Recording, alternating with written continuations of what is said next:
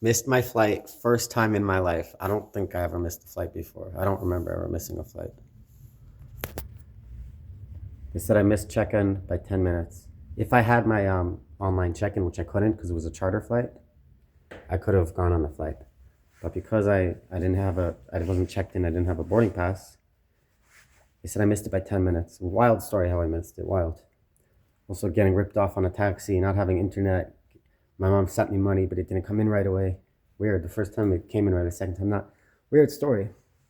And even if everything went smoothly, I was wondering would I have made my flight or not. I don't know. If I made the first train, even then, would I still I'm not sure I would have made the flight. I don't know. I don't know if I would have made my flight if I could have, but I'm glad I missed it. You know why? Because I'm in Krakow for the first time in my life. Not Poland for the first time in my life, but Krakow for the first time in my life. And it's really beautiful.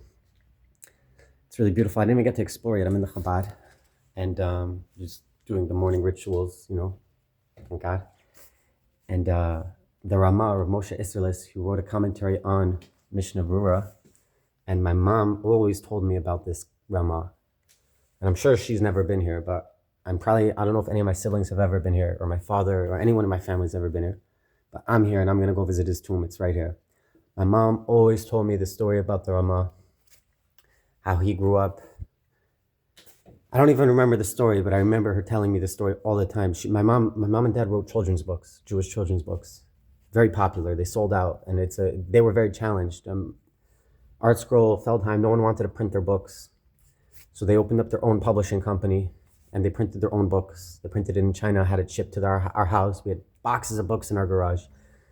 And they'd go from store to store to bring the books to sell them at the store. We'd go to bungalow colonies in the summer and then go door to door knocking. Do you want to buy these books? The Wheat Kernel even had a CD that came along with it. First a cassette tape and then a CD later on. But they had to reprint it. It got sold out of print. It was very popular. But I'm just saying they had tremendous opposition in the beginning. No one wanted to print their books. Eventually, I think they did get offers to print their books, but they had their own publishing company. So in one of those books, the first one, the Wheat Kernel, it's a very cute story. I don't know how they came up with it. It's a very cute story about a kernel of barley, how all this kernel of barley or wheat or whatever it was, all it wants to do is be used for a mitzvah. It just wants to be used for a good deed, for Shabbos Kodesh, something like that, with Farmer Brown. Very cute book, very popular book. A lot of people know this book, The Wheat Kernel, by Yossi and Esther Fingerer. That's my parents. May they be well and blessed and healthy and wealthy and happy with me and my siblings, and their grandchildren. There are many children and there are many grandchildren, and may it keep increasing. So anyways, then they have other books with short stories. Shalom Heroes. I'm in Shalom Heroes. There's a story about me in there. But Torah Heroes, one of the ones before that, has a book about the RaMA, or Moshe Isserlis. It's a very good book. These are very good books. You should get them if you can get your hands on them. I know that the Wheat Kernel, I think, was sold out twice. I don't even think it's available anymore. Maybe it is. I don't know. But I remember it was selling for very high prices on Amazon and stuff. Like, you couldn't get it. I think. They at least two of them, they had to reprint because they were sold out.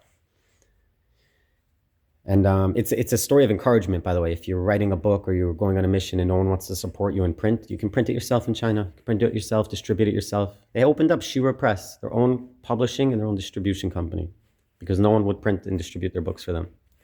And they're very good books and very successful books. Anyways, so one of those stories that I heard all the time as a child, was about the RaMA. And I've never been here, and I doubt anyone in my family has ever been here. But I'm going to go visit. It's a few minute walk from here, probably 5 or 6, maybe 7 minutes from here. Okay, so I'm going to go visit there later. Anyways, we could show you what the RaMA is before we go to the cemetery. So when I go, you'll have an idea. Let's see if they have a Mishnah Brura here, because he's printed in the Mishnah Brura. He wrote a commentary in the Mishnah Brura. Here you see Mishnah Brura right here.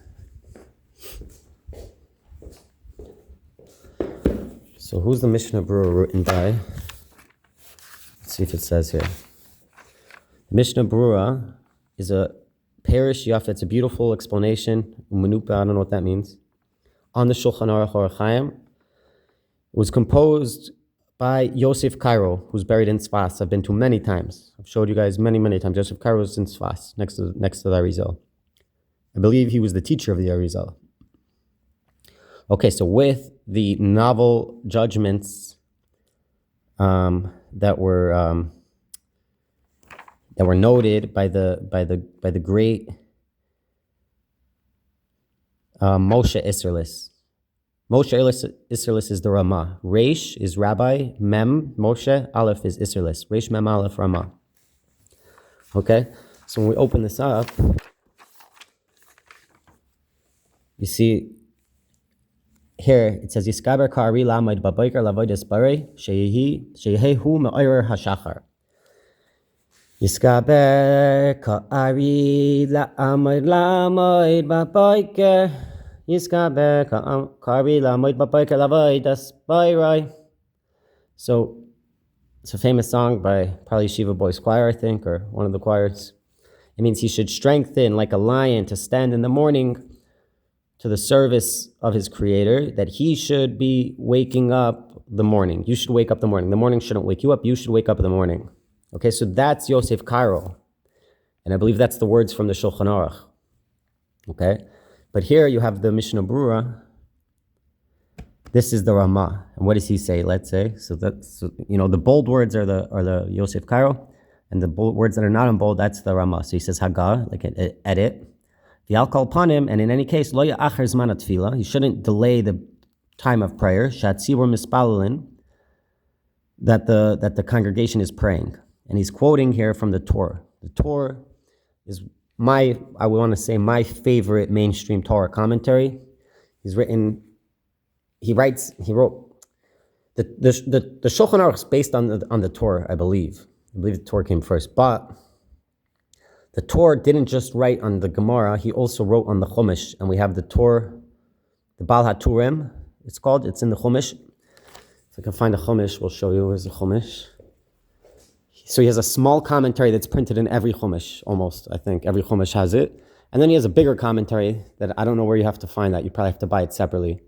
But every standard Chumash has the Baal HaTurim, and it's genius. It's one-liners that will shock you. It'll shock you. I want to find the Chumash so I can show you. It'll really shock you. Here, Bereshis. Let's show you. I just want to show you who this Torah is. I think it's the same Torah. I think it's the same person.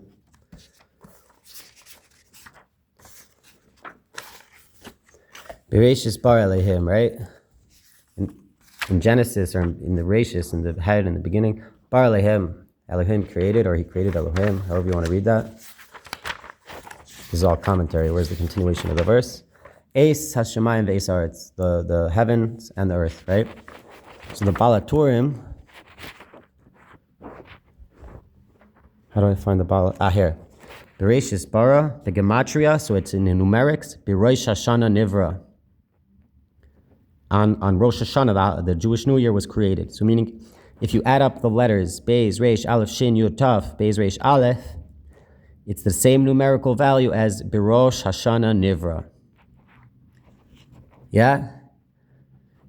Bereshis, Noitrekon, it's so, and also now next piece, yeah? They're just one-liners, they're genius, will blow your mind. Bereshis is Noitrekon, Berishayna Ra'a Elohim Sheikabel Yisrael Torah. Berishayna Ra'a Elohim Sheikabel Yisrael Torah. You see, you take the first letter of this statement, Berishayna Ra'a Elohim Shekabel Yisrael Torah, that spells out Bereshis. Beis, Reish, Aleph, Shin, Yud, Tav is Bereshis.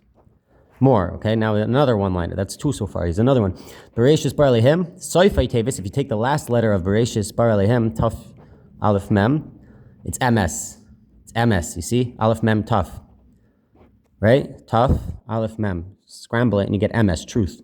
Malamed, it teaches you Shabar ha'olam b'emes. He created the world with MS, with truth. Kemoi, where does it continue?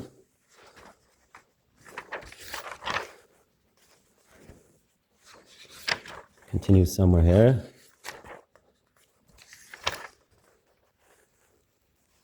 I don't know where it continues. Kemoi sha'amar, like we say, Roish devarcha emes. The head of your words, the beginning of your words is emes, is truth. It's literally the beginning of the words. You take Bereshis bar Elohim, the first three letters, the first three words, and you take the last letter of each of those words, it spells emes. So we say, it's like we say, the beginning of your words is emes. It's true. The beginning of the Torah starts off with emes. You take the first three words, the last letter of each one spells emes. And he says, and similarly, you have many verses that soifei teves emes, that spell out the last letters, spell out emes, aleph mem taf, which is one more than aleph mem shin, right? Some people are very into this aleph mem shin. The next letter after shin is taf. I'm saying it's one off from aleph mem shin.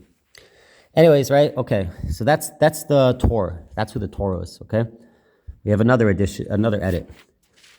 Shivisi Adonai lenegdi samid. I place Hashem before me always. Huklal gadol batayra. It's a great general or great rule in the Torah. Uvma alois hatzadikim, and the elevation or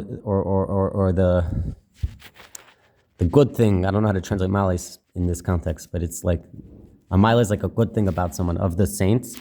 That they go before the God. Ki ein yeshivas ha'adam usnuaisav v'asakav v'hulavadai beveisai, because the sitting of a person and his movements and his involvements, his businesses, when he is himself in his house, it's not similar to like his sitting, his movements, and his businesses or his involvements when he's sitting in front of a great king. And not his speech or his opening or widening of his mouth like his will. When he's with the people of his house, and the close ones, like he speaks in the sitting of the king. Kol shekain, so certainly, all the more so, yasim adam elibai, when a person will place on his heart, shamelech hagadol hakadosh baruch hu, that the great King, the Holy One, blessed be He, Asher melech haaretz kavayday, that the whole world is filled with His honor. I made a love, he's standing upon him, v'roya b'masav, and he sees in his actions, k'mashenemer, like it says in the verse, im yisaser ish b'mistarim v'ani lo ye'erenu no ma'adonai. Will a person conceal in concealments, and I won't see him, says God, says Hashem. Miyad yagia love, immediately it will reach him. Hayira, the awe. V'hahachna'a, and humility. B'fachad Hashem yisparach, with a fear of the holy name of Yureh and Vaveh. Uvashtoi mimenu tamid, and he's going to be embarrassed from him constantly. Who is he quoting from? He's quoting from Maimonides' Meir Nevuchim. Okay? Guide for the Perplexed. And he's not going to be embarrassed in front of people. Hamaligim alav, that make fun of him. Ba'avodas Hashem yisparach, in his holy service of Hashem, in his service of Hashem that is blessed. Gam behetzna leches.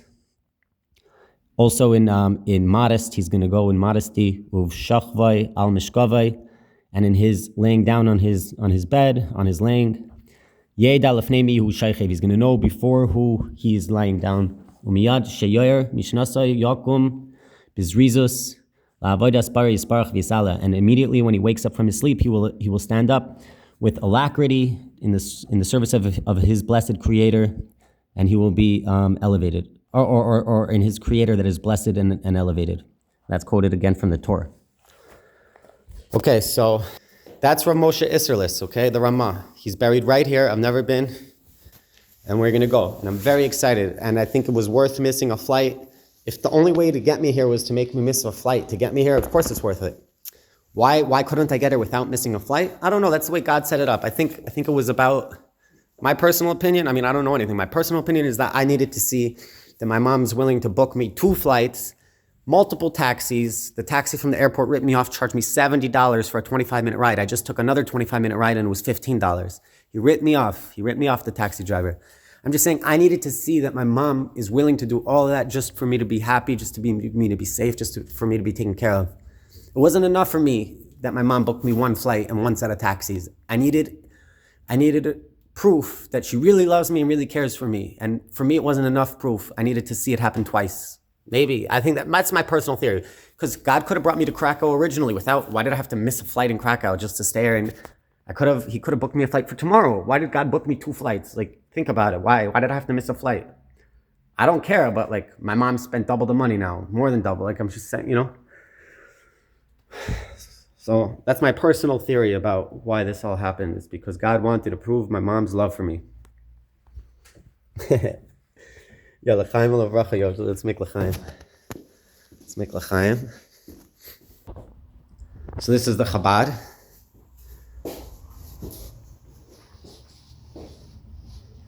In where are we again? We're in Krakow, Poland. Here I have a restaurant. You have to call ahead. There's other kosher restaurants in town. There's different situations going on in town. So they left me a bottle of vodka. They're really nice. I like when places do that. They know that Yoel's coming, so they leave the vodka out. We're gonna do a coffee vodka. That's what we're gonna do. Coffee vodka situation.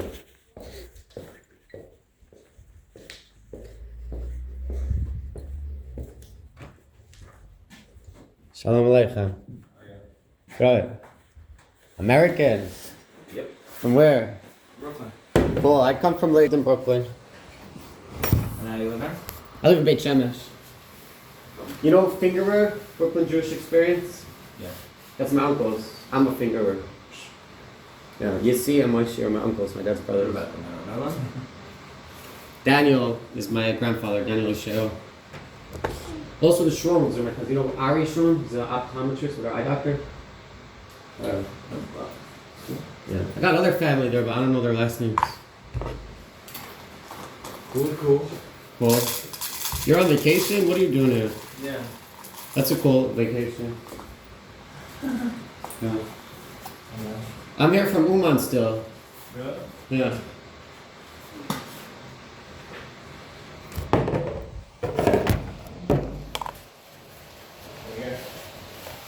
L'chaim l'vracha.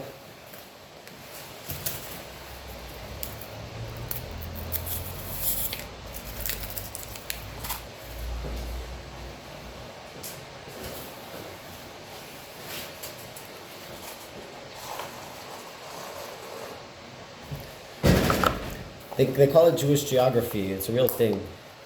But recently I learned about Chabad geography. Chabad geography goes even deeper than Jewish geography. Because when you're Jewish, generally you meet someone and like you both know everyone else in each other's world. It's like, oh, you're from here? Who else do we both know, right? And it always happens. But with Chabad, I learned recently it goes even deeper. The Chabadniks, they know everyone that knows everyone. Like if two Jews meet, they both have mutual friends automatically, for sure. Right? But if it's two Chabadniks, bro, forget it, bro. They know everyone in everyone's life. Like, I also have a very strong Chabad family relation, by the way. My mother's father, sister, so my mother's aunt, married Yaakov Shvei, who was the Rav of Crown Heights for a long time. He died recently. His wife's still alive. May she be well and healthy and wealthy and blessed, you know. But he was the Rav of Crown Heights for a long time. And my grandfather supported him all his life. My grandfather would always talk positively about him. He loved him very much. And he would give him money, you know. My grandfather would give a lot of people money. My grandfather gave me $10,000 for my bar mitzvah. And he gave all my siblings and all my cousins $10,000 when we turned bar or bas mitzvah. Girls 12, boys 13. You know, for investments, to invest for the future, so we should have some money. Not only that, when we got married, everyone received $100,000. For the wedding, $100,000. I didn't receive the $100,000 because I got married after he was already dead. So once he died, that stopped. But I got the $10,000 and my father invested it for me very smartly. By the time I took that money out, it was more than double. At least double, maybe even triple, I don't know. He invested in Apple, Goldman Sachs, Teva, pharmaceuticals in Israel. I don't remember what else. But he invested very smartly, my dad, very smartly. Maybe the S&P 500, you know. Chaim L'vracha, I already made blessings this morning. Just now, whatever. Chaim.